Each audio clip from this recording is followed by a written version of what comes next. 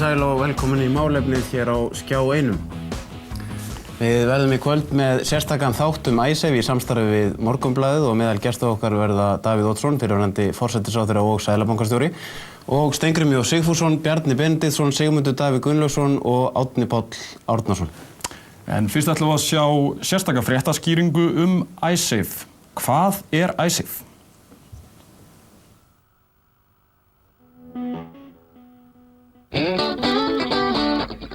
Landsbankinn hóf viðskipti með Icesave-reikningana í október 2006. Tilgangurinn að vinna bug á lausafjárvandræðum Landsbankans, en árið 2006 gekk bankanum illa að endurfjármagna gríðarlega skuldir sínar erlendis. Ráðgjafar Landsbankans ráðlögðu Sigurjóni Árnasyni bankastjóra að tengja verkefnið Íslandi eins mikið og hægt væri, enda væru Bretar almennt jákvæðir í garð landsins. Sigurjón lét hafa eftir sér að Icesave-reikningarnir væru tær snilld eins og frægt orðið. Það eina sem ég þarf að gera er að kíkja í lok dags hvað kominn mikill peningur inn, sagði Sigurjón hlæjandi í viðtali við markaðinn í febrúar 2007, en hann gat skoða það í símanum sínum. Það bættust við 50 milljónir punda bara á föstudaginn, sagði Sigurjón meðal annars. Icesave-reikningarnir nutu fljótt mikilla vinsælda enda þóttu vaxtakjörin afar góð og betri en almennt þekktist á innlánsreikningum.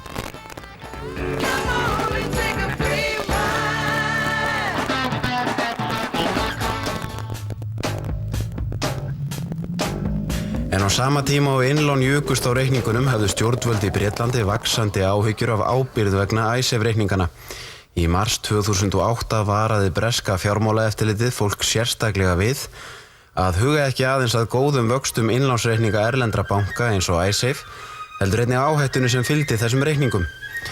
Innlánum á Icesave fjölgaði stöðugt. Viðskiptavinir í Bretlandi voru orðnir rúmlega 220.000 og heildarfjárhæð innistæðna nam rúmlega 4,5 milljörðum punda eða rúmlega 938 milljörðum króna áður en reikningunum var lokað. Þar af eru að minnstakosti 2,1 milljarður punda utan ábyrgðar tryggingarsjóðs innistæðueigenda. Það eru því rúmlega 486 milljarðar króna vegna Icesave í Bretlandi sem falla á íslenska tryggingarsjóðin miðað við núverandi gengi.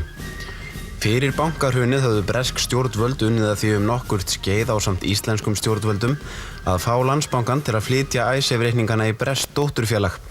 Með því að færa Icesave í dótturfélag hefði innlánstryggingin verið hjá Bretum en ekki Íslendingum. Bretar gerðu mjög stífar kröfur flutning eigna Landsbankans til Bretlands. Skemmst frá því að segja að Landsbankinn gat ekki orðið við kröfum Breta og því náðist ekki að ljúka flutningum fyrir hrun bankana með vægast sagt skelfilegum afleiðingum fyrir íslenska skattgreiðendur. Á sama tíma og bresk stjórnvöld vöruðu við erlendum innlánsreikningum héldu starfsmenn Landsbankans ótrauðir áfram og undirbjuggu opnun Icesave í Hollandi. Icesave-reikningarnir voru opnaðir í Hollandi hinn 29. maí 2008.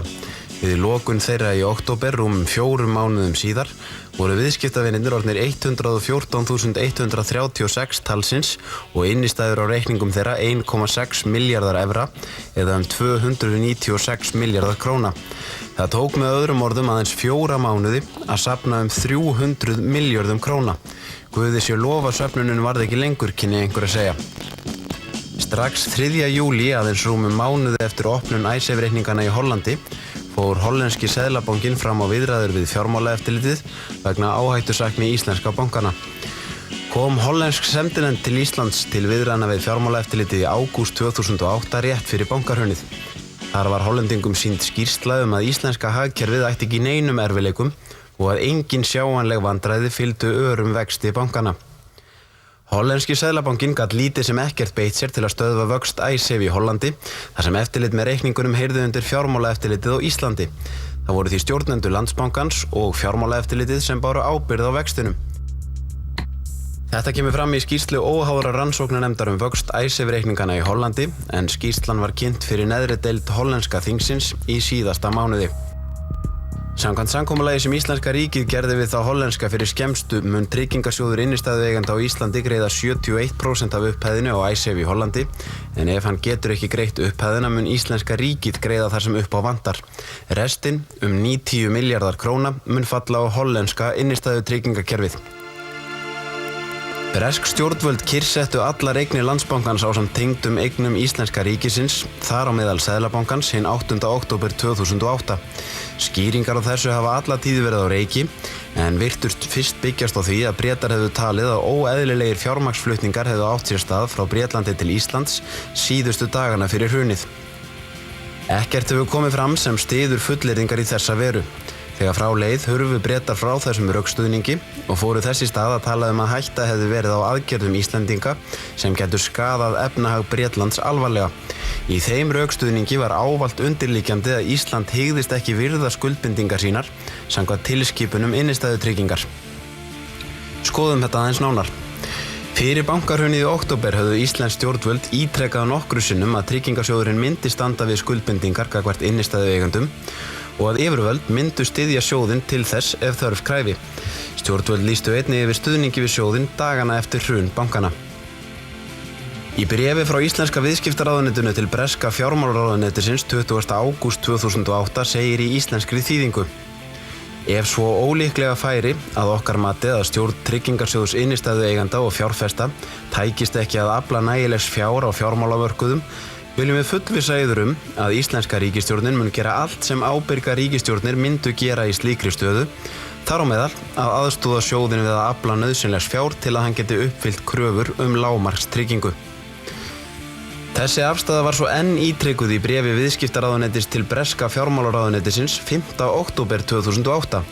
Þar segir: Ef þörf krefur mun íslenska ríkisstjórnin styðja tryggingarsjóð innistæðueigenda við öflun nauðsynlegs fjár til að sjóðurinn geti uppfyllt kröfur lágmarkstryggingu, ef svo færi að Landsbankinn og útibú hans í Bretlandi gætu ekki staðið við skuldbindingar sínar.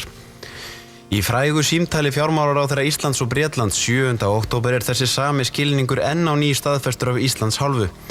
Þar sagði Árni Matthísen þáverandi fjármálaráðherra: Við höfum komið á fót tryggingarsjóði í samræmi við tilskipunina og í þessu bréfi fyrirkomulagið og fyrirheit ríkisstjórnarinnar stuðning við sjóðinn skýrt.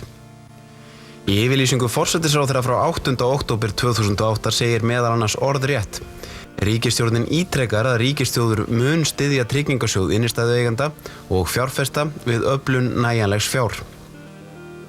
Hafa verður í huga þegar yfirlýsingar ráðamanna á þessum tímum eru metnar að þær voru gefnar áður en fyrir lá að allir stóru íslensku bankarnir lentu í greiðsluerfiðleikum. Þegar bankarnir féllu allir nokkurn veginn samtímis, vöknuðu því spurningar hvort og þá hvernig evrópskum tryggingakerfum innistæðna væri ætlað að taka á slíkri aðstöðu. Stóra spurningi sem deilt núna snýr að því hvers vegna íslenska ríkið ætti að ábyrgjast Icesave-reikningana. Málið má rekja til þess að Ísland á grundvelli EES-samningsins skuldbundið til að innleiða í landsrétt tilskipanir Evrópusambandsins innlánstryggingar. Í lok desember 1999 voru þessar tilskipanir lögleiddar á Íslandi og til varð nýr tryggingarsjóður innistæðueigenda og fjárfesta. Með lögunum var íslenski tryggingarsjóðurinn látinn bera ábyrgð á innlánum útibúa íslenskra banka, hvort sem þau eru hér á landi eða erlendis. Í lögunum kemur fram að dugi eignir sjóðsins ekki til fullrar tryggingar skuli krafa hvers tryggðs innistæðueiganda að 1,7 milljónum króna, greitt að fullu, en eftir það skuli greitt hlutfallslega inn á allar kröfur. Þessi fjárhæð tengd við gengi evru 5. janúar 1999 og 20.887 evrur. Mjög skiptar skoðanir eru hvort íslenska ríkinu beri að ábyrgjast þessar nærri 21.000 evrur handa hverjum innistæðueiganda á Icesave-reikningunum. Stefán Már Stefánsson lagaprófessor og Lárus Blöndal hæstaréttarlögmaður hafa haldið því fram í greinum í Morgunblaðinu að íslenska ríkið hafi í reynd uppfyllt skuldbindingar sínar með því að stofna tryggingarsjóð innistæðueiganda í samræmi við tilskipun Evrópusambandsins. Þar hafi hvergi komið fram að ef sjóðurinn hefði ekki fjármagn til að greiða innistæðueigendum, bæri íslenska ríkinu að ábyrgjast greiðslur hans. Aðrir hafa bent á að yfirlýsingar fyrri ríkisstjórnar heggi ekki settum lögum. Til þess að binda ríkissjóð þurfi samþykki Alþingis og yfirlýsingar fyrrverandi og núverandi ríkisstjórnar bindi ekki hendur löggjafans. Það skipti í reynd engu máli þótt ríkisstjórnin hafi lýst því yfir að hún myndi styðja við bakið á tryggingarsjóðnum. Mikilvægt sé því að fá úr því skorið fyrir dómstólum hvort íslenska ríkinu beri að ábyrgjast greiðslur vegna Icesave-reikningana. Jón Steinar Gunnlaugsson hæstaréttardómari einn þeirra sem hefur talið að leggja þurfi málið fyrir dóm. Orðrétt sagði Jón Steinar í grein í Morgunblaðinu: Það að mínum dómi skylda íslenskra ráðamanna að tryggja þjóðinni réttinn til að láta hlutlausan dómstól dæma þessa þungbæru skyldu sem nú stendur til að samþykkja. Varnarþing íslenska ríkisins á Íslandi og fjárgröfur á hendur því ber að sækja fyrir íslenskum dómstólum. Davíð Oddsson, fyrrverandi forsætisráðherra og seðlabankastjóri, tók undir með Jóni Steinari í viðtali við Morgunblaðið. Ef gera ætti kröfur á hendur íslenska ríkinu, þyrfti að höfða mál fyrir íslenskum dómstólum. Íslensk stjórnvöld hafa allt frá upphafi málsins haldið því sjónarmiði fram af miklum þunga að tilskipunum innistæðutryggingar hafi verið innleidd í íslenskan rétt á fullnægjandi hátt. Íslenska ríkinu beri því ekki að ábyrgjast innistæður umfram þá upphæð sem var í tryggingasjóði innistæðueiganda. Samninganefnd Íslands hélt þessu sjónarmiði fram í viðræðum við Breta og Hollendinga við takmarkaða hrifningu viðsemjenda sinna. Íslensk stjórnvöld bentu einnig á samábyrgð Evrópuríkja vegna þess hve regluverkið varðandi innistæðutryggingar var gallað, en það hafi því ekki verið ætlað að taka til kerfisbundins hruns bankana á sama tíma. Allar leiðir til þess að leggja málið í dóm eða gerð kröfðust hins vegar samþykkis allra málsaðila í samræmi við meginreglu þjóðaréttar. Bretar og Hollendingar þvertóku fyrir slíkan málarekstur og voru studdir af öllum ESB-ríkjunum auk Noregs. Rök þeirra voru á þá leið að takmörkun ábyrgðar við eignir tryggingarsjóða væri fráleit lögfræðileg túlkun og málarekstur slíkt væri til þess fallinn að grafa undan trausti á fjármálakerfi allra Evrópuríkja. Á fundi í ráðherraráði ESB 4. nóvember 2008 var gerð tilraun til að ná samkomulagi að leggja málið í gerðardóm. Á fundinum var ákveðið að skipa gerðardóm með fulltrúum tilnefndum á ráðherraráði ESB, framkvæmdastjórn sambandsins, eftirlitsstofnun EFTA, en Seðlabanki Evrópu skipaði svo oddamannin. Þegar í ljós kom að umboð dómsins væri mjög víðtækt, dómurinn væri ætlaður mjög skammur tími til að komast að niðurstöðu og að niðurstaðan væri bindandi, var það mat ríkisstjórnarinnar að Ísland gæti ekki fallist á þessa málsmeðferð. Hinir fulltrúarnir komu engu að síður saman og gáfu samdóma álit eftir rúmlega sólarhring að íslenska ríkinu bæri að ábyrgjast greiðslur samkvæmt tilskipuninni. Ísland hefur ekki viðurkennt þessa niðurstöðu vegna annmarka á málsmeðferð. Í nóvember naut þáverandi ríkisstjórn meðal annars ráðgjafar ríkislögmanns og 3 lagaprófessora, Bjargar Thorarensen, Stefáns Más Stefánssonar og Viðars Más Matthíassonar. Niðurstaðan í áliti þeirra var á þá leið að úr ágreiningnum yrði ekki skorið fyrir dóm án þess að báðir aðilar féllust á slíka málsmeðferð.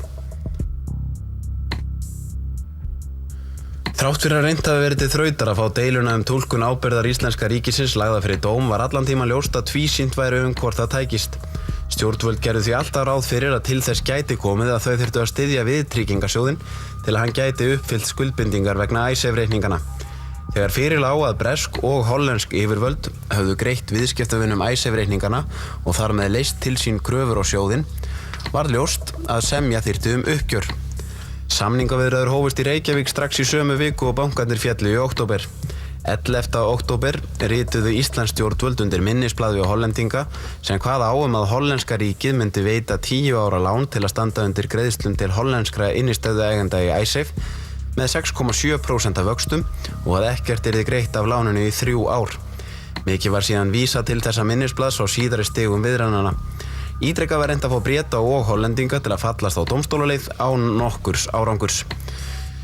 Fjármálaráðherra skipaði nýja samninganefnd í febrúar undir forystu Svavars Gestssonar. Svavar og Indriði Þorláksson sem var í nefndinni áttu í byrjun apríl fundi með skilanefnd Landsbankans og starfsmönnum bankans í London og ræddu hugmyndir að virkja eignir Landsbankans til þess að gera upp Icesave-reikningana. Bretar og Hollendingar voru mjög tregir að fara svokallaða Landsbankaleið sem íslenska samninganefndin lagði til. Hún gekk út á að tryggingasjóður innistæðueigenda yrði aðalskuldarinn vegna þeirra fjármunar sem Bretar og Hollendingar höfðu greitt inn á Icesave-reikningana í viðkomandi löndum. Eignir Landsbankans yrðu síðan nýttar jafnóðum og þær féllu til með það að markmiði að lækka skuldina. Að lokum féllust viðsemjendur þó á að reyna samningaviðræður á forsendum íslensku nefndarinnar. 5. júní tókust síðan samningar sem felast í því að Hollendingar og Bretar lána tryggingasjóði innistæðueigenda. Lánið endurgreiðist á 15 árum. Fyrstu 7 árin þarf ekki að greiða afborganir umfram það sem tryggingasjóðurinn fær greitt út úr þrotabúi Landsbankans, en sjóðurinn fær með samningnum framselda kröfu hollensku og bresku tryggingasjóðana í þrotabú bankans. Á seinni 8 árum lánsamningana greiðist höfuðstóll lánsins sem áföllnum vöxtum hefur verið bætt við með 32 jöfnum afborgunum. Urðu svokallaðir CIRRS vextir OECD fyrir valinu, en langtímavextir samkvæmt þeim eru 4,3%. Vextir vegna lánsins eru því 5,55% á ársgrundvelli. Til tryggingar þeim afborgunum og vöxtum á þessum 8 árum sú ríkisábyrgð sem lagt til að heimila verði að veita með lagafrumvarpinu sem nú til meðferðar á Alþingi Íslendinga.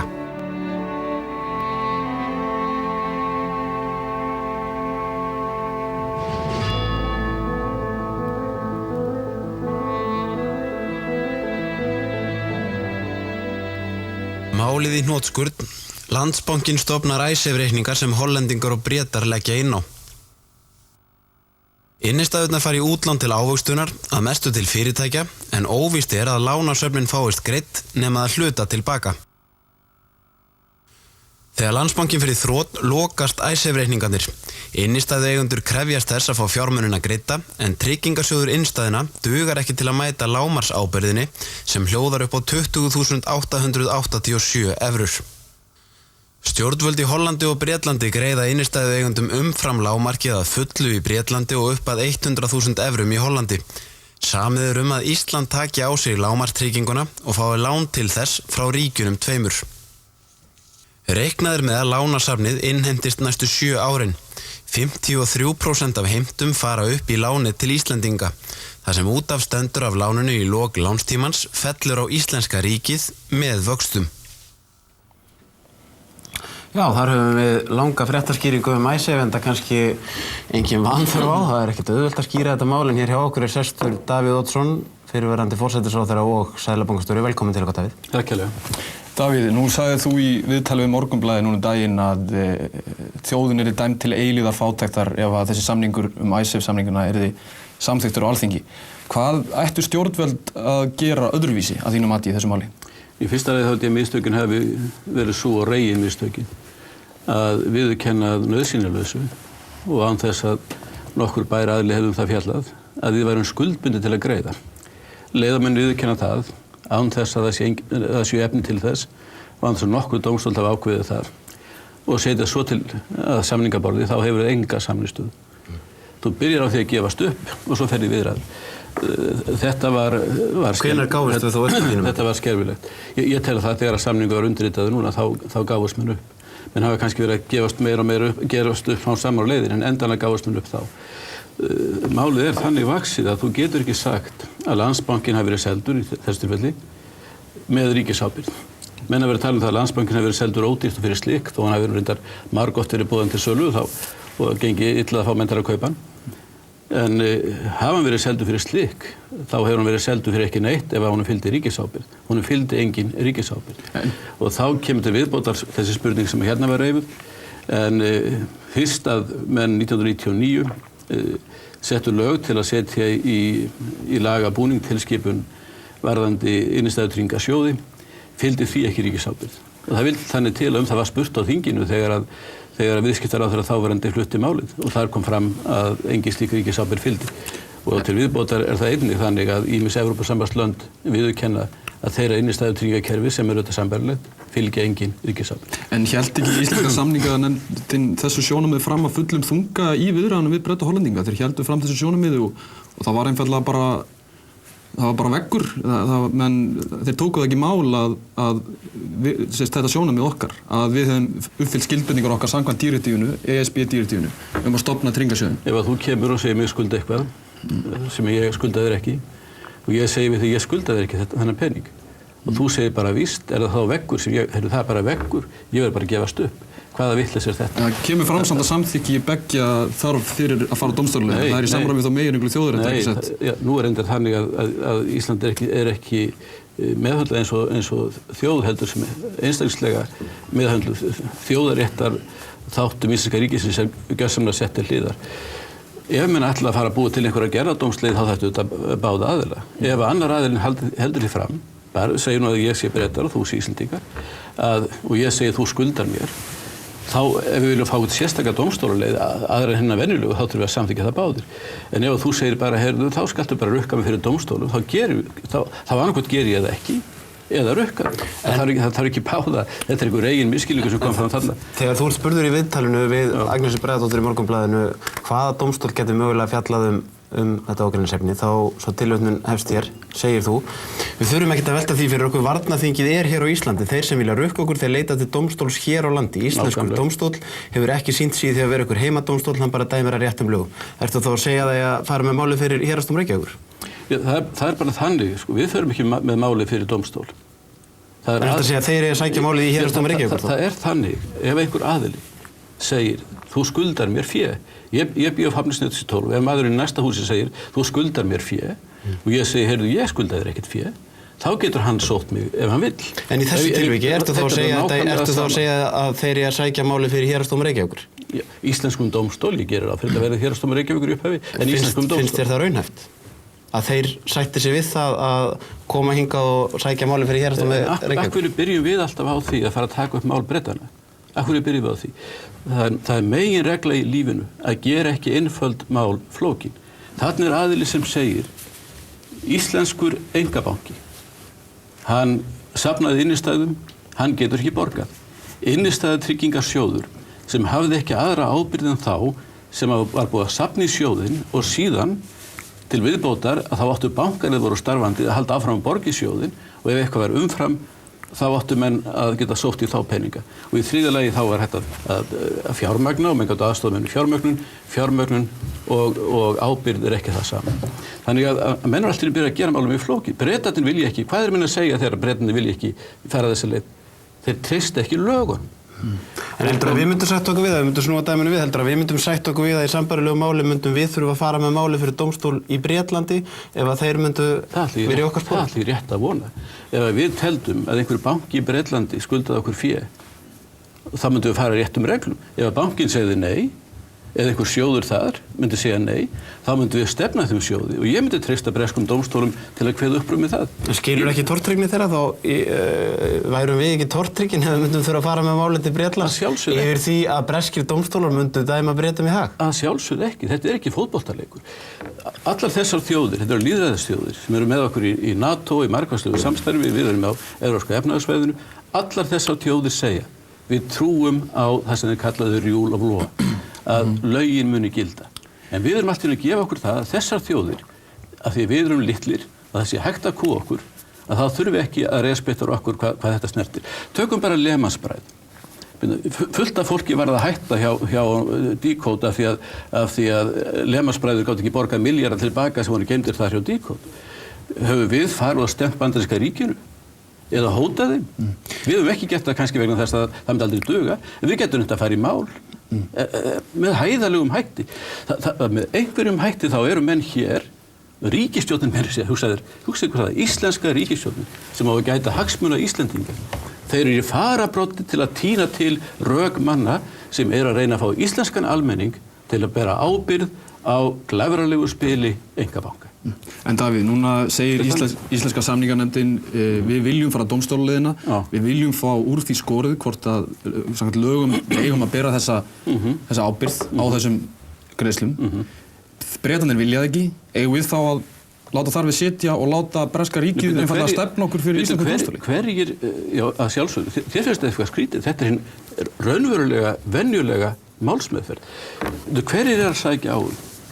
Hverjir er að bera það fram að íslenskur almenningur sem vissi ekkert að Landsbankamenn voru að safna þessum óheyrilu upphæðum, að íslenskur almenningur eigi að bera á þessa ábyrgð. Hverjir er að segja það? Það eru Bretarnir. Nú við segjum réttilega, eins og okkar prófessor hafa sagt, við segjum réttilega, við berum að lögum ekki ábyrgð á þessu. Nú, en hins vegar, við ætlum að efna allar okkar skuldbindingar. Ef það verður dæmt svo að við berum þessa ábyrgð, þá munum við eins og við getum greiða allar okkar skuldbindingar. Við viljum vita áðurum fyrir að skuldbindingar okkur fyrir 500 til 1000 milljarðar, því að svo eru nú þessi samningar svakalegir, en þá viljum við vita áður hvort að við að lögum berum þessar skuldir. Allt annað er fáránlegt. En ég heyri til að mynda á ykkur að það er búið að rugla allar svo í rýminu að það er allir færnir, það stendur upp úr mönnum að þessi einskonar talsmenn Breta gagnvart okkur. alveg furðulegt og frálegt. Við erum ekki talsmenn Breta held ég, en hérna... Ég tók eftir því, ég er ekki að kenna ykkur það, en þannig hefur heila þvotturinn verið. Það er bara eðlilegt að spyrja gagnrýnar spurningar, ekki? En hérna, ef við tölum þennan samning við Alþjóðagjaldeyrissjóðinn sem þú skrifaður undir, 15. nóvember, þar segir meðal annars Ísland hefur heitið því að virða skuldbindingar á grundvelli innstæðutryggingakerfisins gagnvart öllum innlánshöfum. Heitið að virða alla skuldbindingar og ég verð að segja við ykkur... Hvers vegna skrifaður undir þennan samning? Við aðeins, ég get aðeins útskýrt það, en látum það nú vera. Við segjum þarna að virða alla skuldbindingar og þá viljum við fá úr því skorið hvort að skuldbindingar sé að ræða. En Alþjóðagjaldeyrissjóðurinn vildi að við myndum leysa úr Icesave-deilunni, það er inn í þessu líka, inn í þessum samningi. Hvernig endar þessi klásula? Hvernig endar hún? Lestu þau? Ég er ekki með það hérna hjá mér, en inn í samningnum segir að við þurfum að semja Icesave. Ekki með klásula það? Ég er með hér hluta klásulunni. Klásulunni nefnilega segir í loka setningunni enda sé það skylt að lögum. Enda sé það skylt að lögum. Já, en þú veist samt að undir það sem þú ert að skrifa, þar segir að við þurfum að semja Icesave-samningin. Nei, það segir það ekki. Reyndar er það þannig að þessi efnahagsáætlun Alþjóðagjaldeyrissjóðsins og Íslendinga, hún er unnin af ríkisstjórninni og sendimann Alþjóðagjaldeyrissjóðsins og svo er skrifað upp á hana. Segir ekkert í samningnum Alþjóðagjaldeyrissjóðinn það að það þurfa að semja Icesave? Það er talið æskilegt að það sé samið Icesave og þess áttar, það er talið æskilegt. Það er sagt að við munum uppfylla allar okkar skuldbindingar. Guð minn góður, það viljum við gera, ég var að segja það við ykkur á það. En við viljum vita þessi okkar skuldbindingar og loka setningunum segir enda sé það skylt að lögum. Það segir í setningu. En líður þér ekki illa yfir því að hafa skrifað undir þennan samning? Undir hvaða samning? Við Alþjóðagjaldeyrissjóð. Í sjálfu sér ekki, eins og kom fram í viðtali Morgunblaðið, að þá var það þannig að Seðlabankastjórinn, þetta er eiginlega kaflaskiptur samningur, Seðlabankastjórinn skrifar undir það sem lítur á Seðlabankann. Seðlabankastjórinn hefur hvergi lögum heimild til að skuldbinda einn eða neinn. En langaði þið ekki til að sleppa því að skrifa undir þennan samning? Nei, í sjálfu sér ekki sjálfu sér. Ef það vilji íslensku ríkisstjórnarinnar til að fara þessa leið, þá myndi auðvitað Seðlabankinn stuðla því fyrir sitt leyti. Það sögðum við alltaf. Sagðir þú við fulltrúa Alþjóðagjaldeyrissjóðsins síðastliðið haust, You do not set the agenda in my house? Já, það var reyndar þannig að ég sagði þar að í húsakynnum Íslenska Seðlabankans þá er það ekki hann sem riðið dagskránni.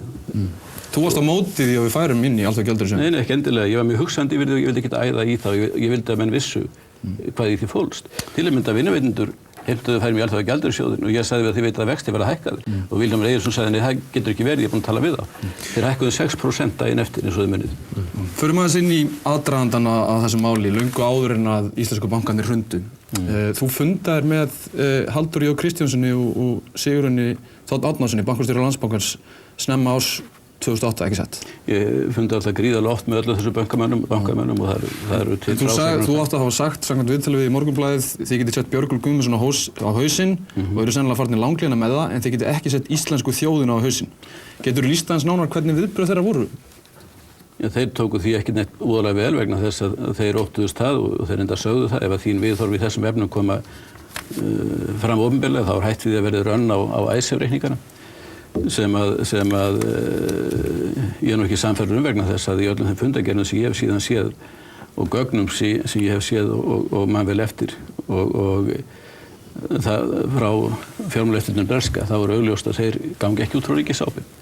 Það er augljóst að þeir gangi ekki út frá ríkisábyrgð. Voru Halldór og Sigurjón þeir virtust voru þeir gagnvart sínum viðskiptavinur búnir að tilkynna það að það væri ríkisábyrgð? Ekki hef ég séð það opinberlega gert, þannig ég mun eftir því. En þeir virtust trúa því sjálfur að það mætti túlka það svo að það væri á þessu ríkisábyrgð. Og ég sagði við þá, dettur ykkur í hug að þið getið farið til Bretlands, byrjið að safna 1 milljarði punda, án svo nokkur almenningur íslensku viti það, að þið teljið að hann sé ábyrgur fyrir að borga þetta, ekki þið sjálfur endanlega. Svo 2 milljarðar punda, 3 milljarðar punda, upp í 5 milljarðar punda og á því öllu saman sé ríkisábyrgð sem Alþingi Íslendinga þurfa aldrei að samþykkja. Og svo bætti ég þessu við sem þarna er nefnt. Og ég vek aðeins athygli það er svo þýðingamikið að því það er svo margir sem reyna að gera þetta mál flókið til að rugla fólk í ríminu en málið er mjög einfalt. Ef að Bretar og Hollendingar tryðu því að íslenskur almenningur bæri ábyrgð á þessu, þá væri þeir ekki að heimta ríkisábyrgð. Ef þeir tryðu því að íslenska ríkið hefði alltaf borið ábyrgð innistæðutryggingasjóðnum, þá myndur ekki heimta það að nú verið sett sérstök ríkisábyrgð. Var það ábyrgðarleysi? Þetta sannar nú allt saman. Var það ábyrgðarleysi hjá bankastjórum Landsbankans að ýja því í bréfaskriftum við Seðlabanka Hollands til dæmis eins og fram hefur komið að íslensk stjórnvöld myndu standa við þetta? Og ábyrgðin ekki þeirra og bankaráði Landsbankans? Já, ég tel og ég held að það sé alveg augljóst að einkabanki, hann fer ekki fram eins og hann hafi ríkisábyrgð í vasanum. Þetta var ríkisbanki, hann var seldur og það var algjörlega klárt í mínum huga að því fylgdi ekki ríkisábyrgð. Hins vegar það svo og það viðurkennt og þetta getur menn hort á það. Það viðurkennt að stjórnvöld allra ríkja leitast við að stuðla að því umfram önnur fyrirtæki að bankastofnun fari ekki á hausinn. En þær velja úr, eins og menn sjá. Bandaríski Seðlabankinn og fjármálaráðherrann, þeir ákveða að verja banka eins og Bank of America og City, en þeir ákveða að lemansbræður fara á hausinn. Það getur ekki gert að vera skuldbundið til að vera lemansbræður. En tölum aðeins þessi áhöld það hvort við eigum að bera ábyrgð á þessu. Í viðtalinu Morgunblaðið segir þú það eru líka til gögn sem ég til að ætta að birta þar sem framkemur að Englandsbanki taldi ekki að Íslendingar ættu að greiða fyrir Icesave vegna þess að í þeim viðskiptum hafa menn verið að taka eigin áhættu.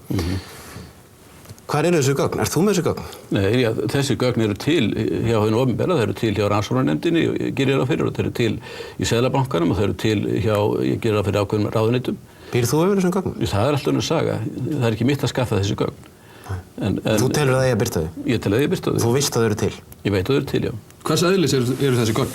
Þau eru margvíslega eðlis. Til að mynda í þessum tilvikum eru til samtöl milli mín og Englandsbankastjóra, Seðlabankastjóra Englands, þar sem hann segir efnislega að ef það sé svo að innstæðutryggingasjóðurinn, það er efnislega sagt, ráði ekki við þetta og menn hafa verið að reyna að fá mjög háa vexti þó þeir hefur verið varaði við, þá muni hann ekki gera kröfu til þess að við borgum það. Og ég sagði reynda við hann, ég þakka þér innilega fyrir þetta viðhorf þitt, mér þótti vænt það. Hvers vegna ósköpunum hefur ekki fengið að sjá þessu gögn, Davíð, úr því að það er til upptaka á samtali því Mervyn King, þáverandi bankastjóri Englandsbanka, eða önnur gögn sem styðja þetta? Ég er bara að segja það á að sína allir þessi gögn. En það er ekki þitt að birta þau? Nei, sjálfsögðu ekki.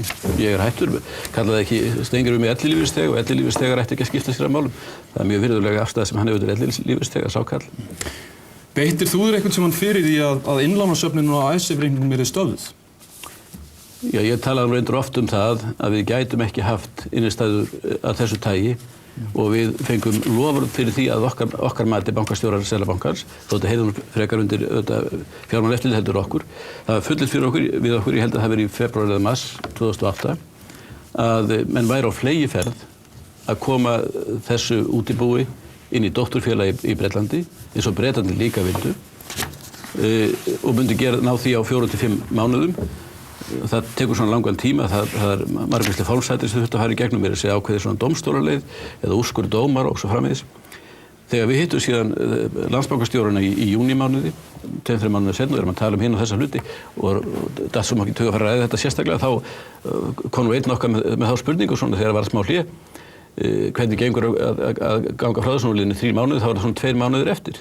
Og þá kom þögn og þeir sunkuðu niður og þeir tilkynntu okkur að þeir eru ekkert í þessu gert því þetta er svo erfitt fyrir bankan og Landsbankan og svo framvegis. Þannig okkur var mjög brugðið þegar við heyrðum þetta. Akkur heldur við vilja þetta, akkur heldur að Bretarnir hafi viljað þetta því maður vissu að það var engin ríkisábyrgð á þessu. En Davíð, aðeins möguleika þína sem seðlabankastjóri. Í mars 2008, þú ræddir nú í Kastljóssviðtali við Sigmar Guðmundsson síðast mikið bindiskyldu. En í mars 2008 var bindiskylda afnumin af innlánum hjá erlendum útibúum. Hvers vegna var það gert? Það er einhver sem hefur tekist að rugla fólk í ríminu með að svo ákveðna að skipta einhverju máli. Ég skal segja þér af hverju það var gert. Það var í gildi í Evrópureglur um bindiskyldu. Spursmálið var bara þetta, hvort ætti að borga bindiskylda sem var tiltölulega lág upphæð af innistæðum Landsbankans í útibúunum í Bretlandi. Þetta hefði ekki haft nein áhrif á söfnun innistæðureikninga. Og rök Landsbankar fóru þau að bindiskyldan væri sett til þess að menn væru ekki til þess að hafa áhrif á útbergingu efnahagslífsins á Íslandi. Hefði einhver máli skiptu að bindiskyldan hefði bara verið hækkuð verulega? Hefði ekki verið hægt að gera það? Já, það alltaf var í trási við það sem gerðist annar staðar vegna þess að við vorum bara að fylgja Evrópureglum. Við höfum fordæmi að bindiskylda hafi verið hækkuð verulega. Það var gert hérna fyrir mörgum árum síðan. En þessi bindiskylda á reikningum útibúsins í Bretlandi málið var það, menn sögðu þessi peningar kom ekki hingað heim, peningar líka í Bretlandi, þannig að það skulle hafa áhrif á bindiskylduna og þar með að menn sé reyna að hægja á efnahagslífinu á Íslandi, það gengur ekki upp. Og það stemdi við evrópskar reglur. Þannig að þarna eru menn sem að þekkja vel til að plata þá sem ekki þekkja mikið vel til með þessum bindiskyldutali. Davíð, nú það banki sem var einkavæddur sem bara endanum alla ábyrgð á söfnun þessari innlána, Landsbankinn. Núna vitum við það að Samson, eignarhaldsfélag Björgólfsveiga og Magnúsar Þorsteinssonar var ekki með hæsta tilboði í Landsbankanum sínum tíma. Og nú vitum við einnig að þeir fjármögnuðu kaupin ekki nema að litlu leyti með því eigin fé sem þeir fengu við söluna á Bravo Brugghúsi. Já, mátti ekki segja litlu leyti með skipta 70%, er ekki? Fjármagn sem þeir fengu við söluna á Bravo Brugghúsmiðum í Rússlandi og fengu síðan lán hjá öðrum ríkisbanka. Vissir þú af þessu? Nei, ég vissi ekki af því. Það var þannig eftir menn breyttu reglum eða hugmyndur sem ég var heldur svo eini sem hafði þær hugmyndir að eignarhald skyldi vera dreift, menn fekk svo mikið stuðningu við það.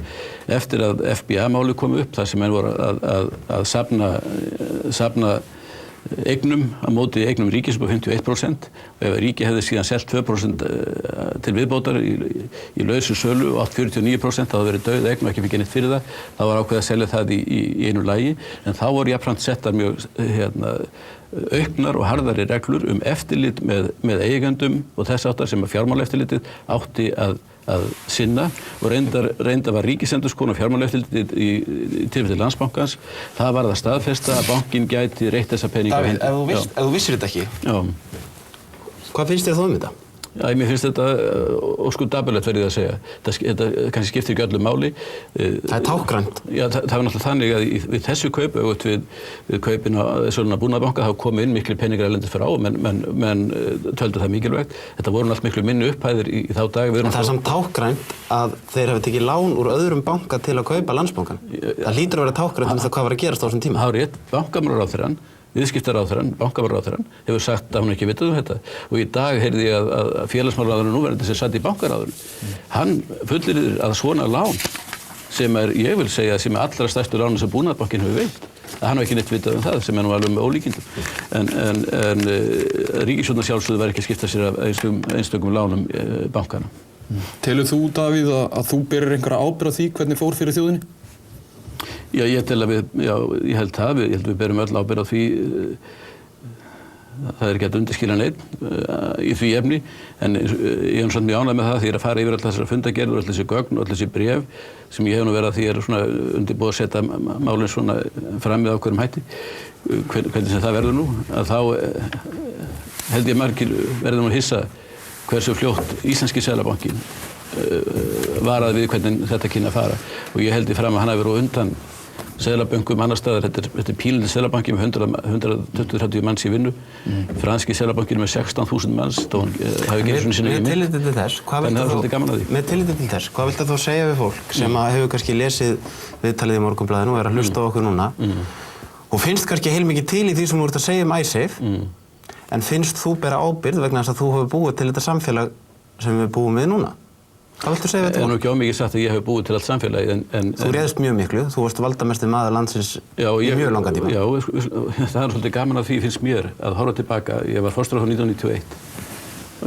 Menn fær ekki eitthvað að bankana fyrir 10 árum síðar í rauninni. Og á þessu tímabili að þá breytir sér allt í frjálsræðisátt. Og kaupmáttur þjóðarinnar vex ofboðslega hröðum skrefum. Nú ætla menn að reyna vegna þess að bankarnir íslensku fóru fram úr sjálfum sér að reyna að kveða upp dóm, neikvæðan dóm þetta eitthvað sem ég vil halda fram eitthvað bjarta og brattasta og besta skeið í efnahags- og stjórnmálasögu Íslands. Þannig ég er mjög stoltur við því að sjálfsögðu. Segðu okkur, Davíð, hvers vegna er ekki til nein gögn í stjórnkerfinu yfirtöku ríkisins og Glitni í september, viku fyrir setningu neyðarlaganna? Veitu, af hverju segir ekki til nein gögn? Það hefur komið fram í bók Gunnar T. Jóhannessonar. Ég hef ekki lesið þá bók en það er ekki rétt að það sé ekki til gögn, það er til fjöldi gagna. Og við vitum það að rannsóknarnefnd Alþingis er búin að taka skýrslur af mönnum meðal annars og er að skoða þessa yfirtöku og það hefur komið fram að það sé ekki til gögn. Eru til gögn? Það er til gögn náttúrulega að sjálfsögðu, það var minnisblöð lögð fram þarna nóttina. Þetta er allt gert reyndar á mjög hratt vegna þess að þú gast ekki að opna á mánudeginum ef þá varst að tilkynna þig í kauphöllina. Bankin réð ekki hvað var í mín ákvörðun. Taka yfir Glitni? Nei, það eins og þið vitið, það var ákvörðun ríkisstjórnarinnar. Það var ákvörðun ríkisstjórnarinnar. Fundur var haldinn í Seðlabankahúsinu en Seðlabankinn ákvað að veita ekki þetta lán upp á 80-90 milljarða, enda hefur þetta veitað öðrum bönkum þess konar lán og þá hefði bankinn ekki við hrun sem síðar var geta síðan að hér var lífvænlegt í landinu eftir sem áður. Ráðherrar, forsætisráðherrar þar á meðal og embættismenn hans voru í Seðlabankahúsinu. Þeir héldu fund í 1,5 tíma inn í Seðlabankahúsinu og það sem enginn okkar var viðstaddur Seðlabankamanna, sem var eðlilegt, og að þeim fundi loknum tilkynntu þeir að þeir hefðu ákveðið að taka yfir kaup Glitni með þessum hætti. En að því við erum að tala Icesave, veist þú til þess að knattspyrnufélagið Vestham hafi nær eingöngu verið fjármagnað með Icesave? Nei, það hef ég ekki hugmynd um, nei. Þú er ekki hugmynd um það? Nei. En er það fordæmalaust að hafa ríkisábyrgð á gjaldföllnu láni, eins og nú er? Það er að segja að nokkur ríkisábyrgð á Icesave vegna þess að lánið er gjaldfallið? Það verið að setja ríkisábyrgð eftir? Það engin ríkisábyrgð á Icesave. Það liggur algjörlega klárt fyrir. Og mér finnst alveg grátlegt að íslenski talsmenn, hagsmunagæslumenn Íslendinga, setjist niður og byrja á því að viðurkenna það, við berum ábyrgð á þessu og nú skulum við semja.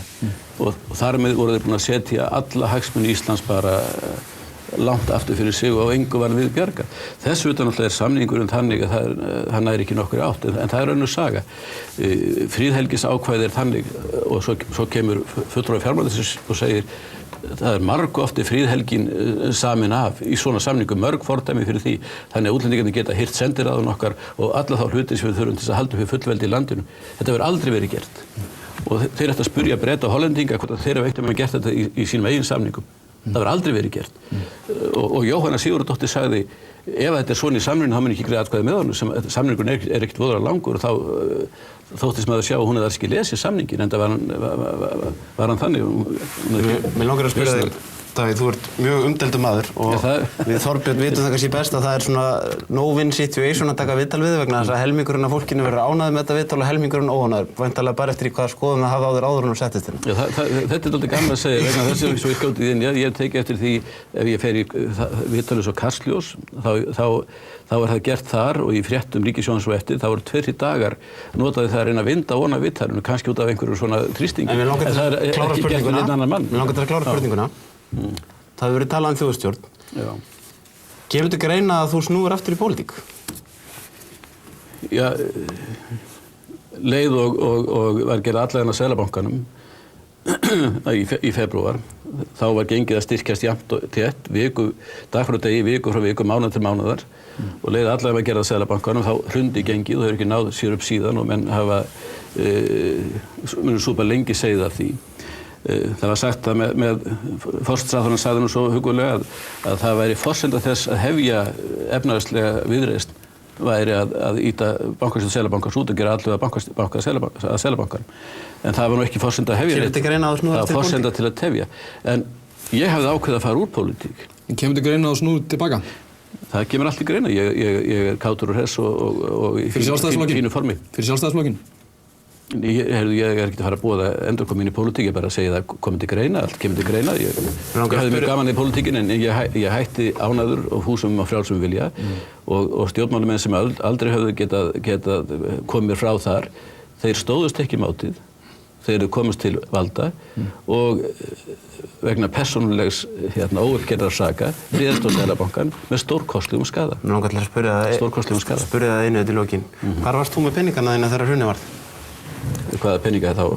Þú væntanlega átt eitthvað bara fyrir? Já, þeir voru í Landsbankanum. Ég átti engin hlutabréf þess áttar. Tapaðirðu miklu? Ég tapaði 4 milljónum held ég, eða 4 milljónum, eða þetta tala um tap, það var sem sagt, þetta er nú ekki nákvæmar tölur, þú spyrir svona, ég átti ekki von á spurningunni, og það var dálítið liðið. Þetta var það sem er kallaður frjáls lífeyrissparnaður og það töpuðu allir 25-30% og þar með talið ég og ekkert af því í sjálfu sér en reyndar held ég að þeir hafi brotið reglur á mig þar, ég þarf nú að kanna það. Takk fyrir komuna til okkar Davíð. Takk. Við viljum halda áfram hérna eftir smá stund og þá fáum við meðal annars til okkar Bjarna Benediktsson, Steingrímur J. Sigfússon, Árna Pál Árnason og Sigmund Davíð Gunnlaugsson.